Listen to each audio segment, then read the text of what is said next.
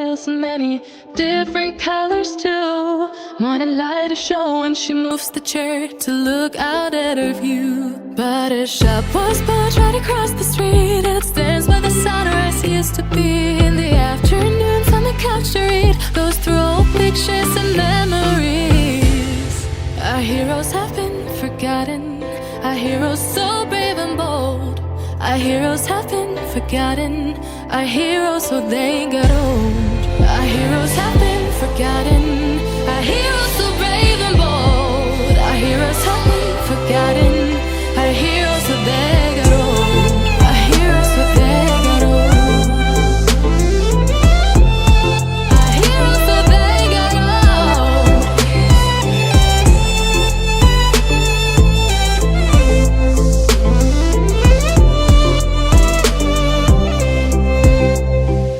Smiles they fade because her daughter only visits once a month. Since she got a family of her own. Morning বন্ধুরা, কেমন আছো তোমরা? আমি তো ভালোই আছি। দেখে তো বুঝতেই পারছো যে আমি কোথায় আছি। রান্নাঘরে খুটখাট আওয়াজ শুনে আমি রান্নাঘরেই আছি। তো তোমাদের সঙ্গে আরেকজন উঁকি মেরে চলে গেল, ওর একটাই কাজে চুমকি মারা। তো যাই হোক, এখন তো রান্নাঘরে এসে গেছি যখন, নিশ্চয়ই তোমাদের সঙ্গে একটা রান্না শেয়ার করবো বলেই এসেছি। সকাল থেকে জলখাবার খাওয়া হয়ে গেছে, আর সকালবেলা বেশি জন্য কথা বলিনি, দেরি হয়ে যায় বলে। তো এখন আমি একটা ফুলকপির একটা আইটেম করব, তোমরা সবাই জানো নিশ্চয়ই, তাও একটুখানি আর কি বলে দিলাম আর কি। ওটা হচ্ছে তোমার ফুলকপির কোরমা। তো ফুলকপির কোরমা করতে যা যা জিনিস আমার লাগবে, সেই সব জিনিসগুলো হলো, তোমাদের দেখিয়ে দিই কী কী লাগবে দেখে নাও। এখানে ভাপিয়ে রাখা ফুলকপি রয়েছে, এখানে রয়েছে পেঁয়াজ, এখানে রয়েছে টক দই, আর এর মধ্যে পেঁয়াজ, রসুন, আদা আর কাজু বাদাম বাটা মিক্সড করা আছে। আর এখানে আছে ফোড়নের জন্য জিরে, গোটা গরম মশলা, আর হচ্ছে শুকনো লঙ্কা আর কাঁচা লঙ্কা। শুরু করতে গেলে আমার প্রথমে সাদা তেল লাগবে। এই রান্নাটা সাদা তেলে হয়, অনেকে ঘি মিক্সড করে, কিন্তু আমি এটা সাদা তেলেই পুরোটা করব। সাদা তেল দিয়ে দিলাম। সাদা তেল দিয়ে প্রথমেই আগে করে নেব। তোমাদের পাশ থেকে হয়তো একটু আওয়াজ আসতে পারে, প্লিজ একটু অ্যাডজাস্ট করে নিও। তো সাদা তেল দেওয়ার পর যা লাগবে সেটা হচ্ছে এই পেঁয়াজগুলো আমি বেরেস্তা করবার জন্য দিয়ে দেবো। আগে লাল করে এটা ভেজে নেব।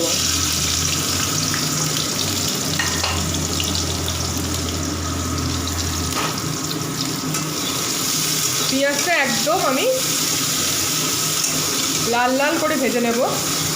দেখো আমার এদিকে একদম বেরেস্তার যেরকম হয় আর কি, ওরকম লাল কালার এসে গেছে পেঁয়াজে। তো এটা এখন আমি তুলে রেখে দেব। তো সাদা তেলটার মধ্যে আমি দিয়ে দিলাম গোটা গরম মশলা আর একটু জিরে ফোড়ন দিয়ে দিলাম। তেজপাতা আমার নেই, সেজন্য দিতে পারলাম না। তো ফুলকপিগুলো দিয়ে দিলাম, চারিদিক থেকে দেখাতো। ফুলকপিগুলো দিয়ে একটুখানি হালকা ভাজা করে নেব।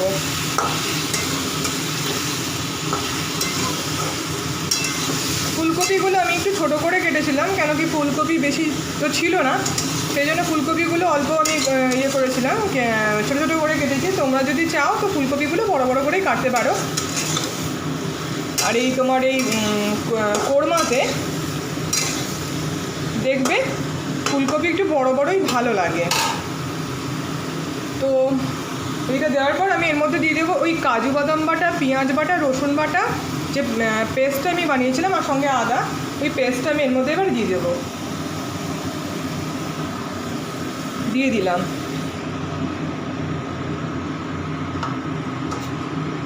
দিয়ে এটাকে একটু ভালো করে নাড়াচাড়া করে নেব। তো এটা দেখো মশলাটা কষানো মোটামুটি হয়ে এসছে। তো এর মধ্যে আমি দিয়ে দেব নুন, চিনি, কাঁচা লঙ্কা আর একটু ধনে গুঁড়ো, এটা আর একটু কাশ্মীরি লঙ্কার গুঁড়ো। এটা অপশনাল, কাশ্মীরি লঙ্কার গুঁড়োটা। আমি যেহেতু একদম ফ্যাটা সাদাটা পছন্দ করি না, সেই কারণে আমি একটুখানি কাশ্মীরি লঙ্কার গুঁড়ো দিলাম। তো আমি এর মধ্যে এবারে ফ্যাটানো দইটা দিয়ে দিলাম।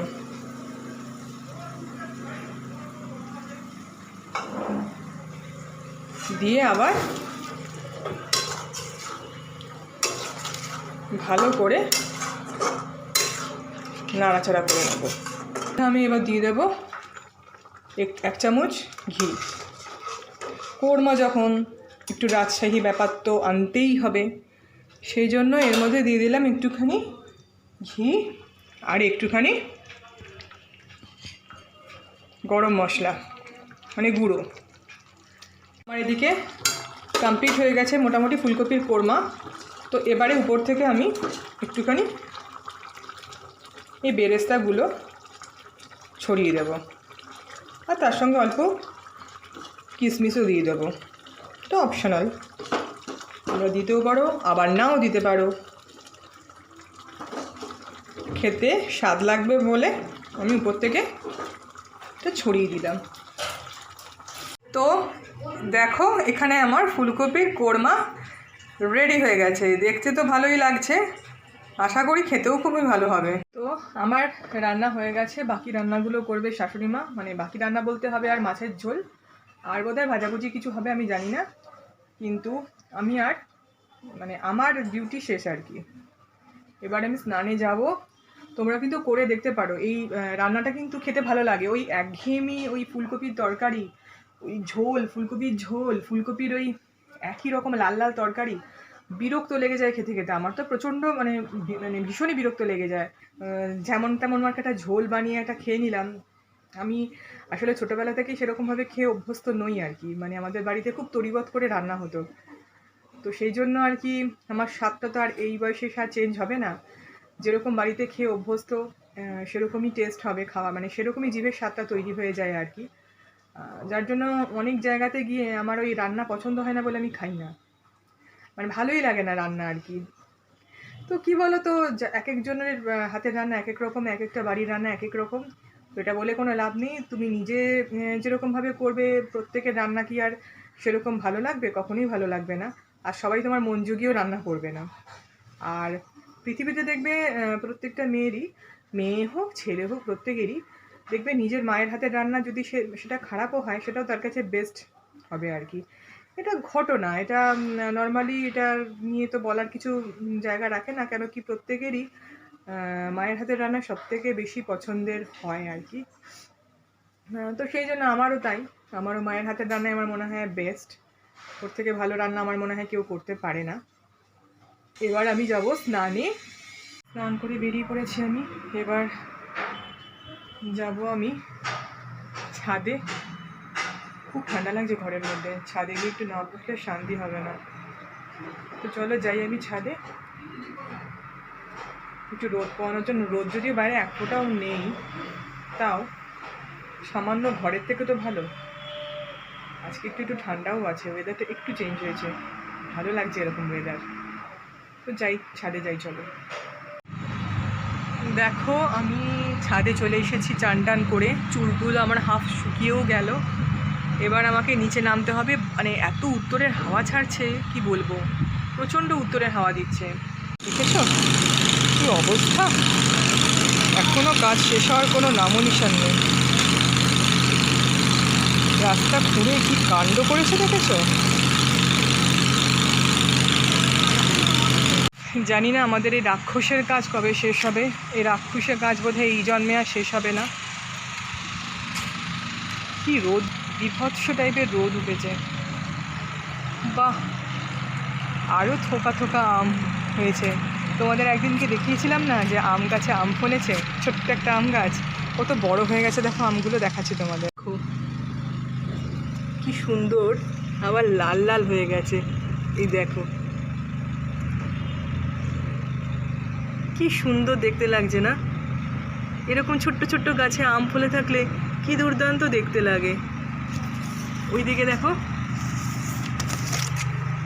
কি সুন্দর ছোট্ট ছোট্ট লেবু, একটু বড় হয়েছে লেবুগুলো, কি ভালো লাগে দেখতে না? এখানে পুজো মোটামুটি শেষেরই পথে, মানে শেষ হয়ে যাবার পর আমি ছাদ থেকে নেমেছি আর কি।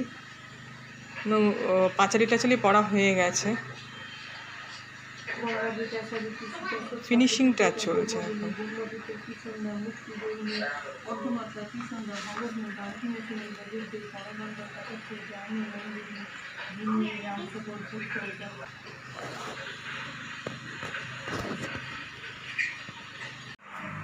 তো আমাদের আজকের মেনু কি তোমাদের দেখিয়ে দিই।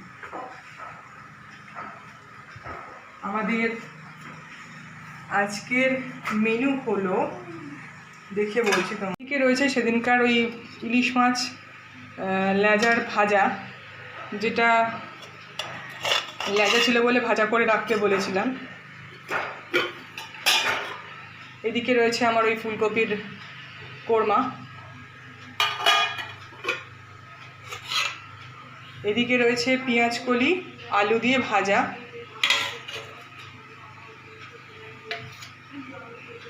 এদিকে এটা কি, এদিকে একটা পুঁই শাক টাইপের কিছু একটা চচ্চড়ি বা পালং শাক টাইপের কিছু একটা চচ্চড়ি হয়েছে, আর এইদিকে রয়েছে মাছের ঝোল ধনেপাতা দিয়ে আলু দিয়ে।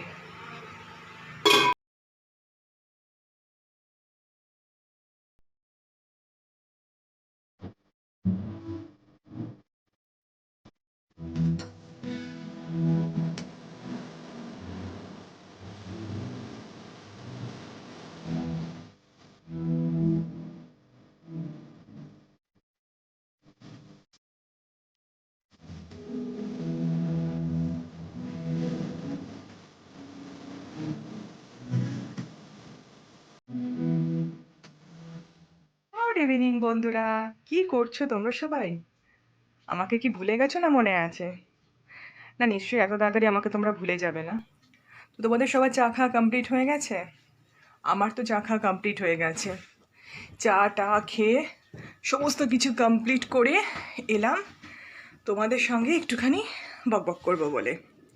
ওই যে বললাম, রোজকার মতো বকবক না করলে তোমাদের সঙ্গে আমার শান্তি হয় না, সেই জন্য চলে এলাম বকবক করবার জন্য। কালকে একটু মনটা খারাপ ছিল, তো মনটা খারাপ ছিল বলে কালকে খুব একটা ভালোভাবে কথাও বলতে পারিনি তোমাদের সঙ্গে, মনটা ভালো ছিল না খুব একটা। ওই যে বললাম যে আমার ওই ট্রাইপড ভেঙে গেছিলো, তো সেই জন্য মনটা খুবই খারাপ হয়ে গেছিলো।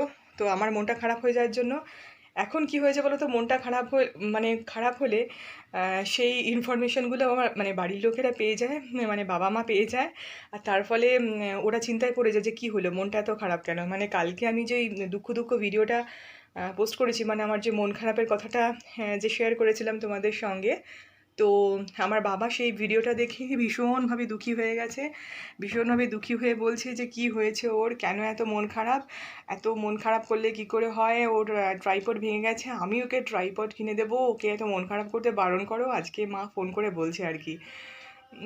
তো মন খারাপ করলেও এখন মুশকিল হয়ে গেছে, সেই মন খারাপের কথাগুলো শেয়ার করলে সেগুলো বাবা মায়ের কাছে পৌঁছে যায়, এবং তখন তারা চিন্তায় পড়ে যায় যে কী হলো, কী কারণে এত মন খারাপ হলো।